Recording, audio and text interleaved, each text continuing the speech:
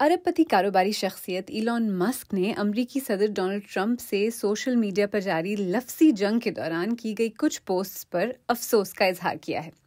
Elon Musk ने अपने social media platform x पर लिखा, मुझे सदर डोनाल्ड ट्रंप के बारे में गुज़श्ता हफ्ते की गई कुछ पोस्ट्स पर अफसोस है। मैं हद से आगे निकल गया था।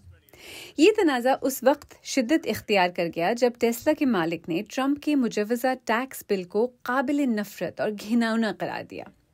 ये बिल, जिसमें बड़े पैमाने पर टैक्स में छूट और दिफाई अखराजात में इजाफा शामिल है, गुज़श्ता माह ऐवान नुमाइंदगान से मंजूर हुआ और अब सेनेट में ज़ेर गौर है।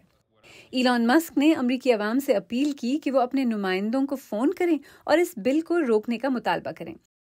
उनके मुताबिक ये बिल साल के दूसरे हिस्से में मुआशी कसाद बाजारी का बायस बन सकता है। मस्क ने एक मुतनाज़ दावा भी किया कि सदर ट्रंप जेफरी एप्स्टीन से मुतल्लिक कुछ खुफिया सरकारी दस्तावेजात में शामिल हैं, हालांकि इसका कोई सबूत पेश नहीं किया गया। व्हाइट हाउस ने इन इल्ज़ामात को मुकम्मल तौर पर मुस्तरद कर दिया। इसके जवाब में डोनाल्ड ट्रंप ने कहा,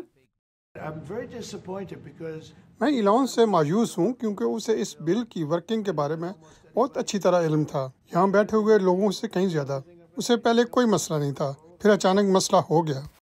उन्होंने ये भी धमकी दी कि वो मस्क के सरकारी मुआहदे, जिनकी मालियत तकरीबन 38 अरब डॉलर है, मनसूख कर सकते हैं।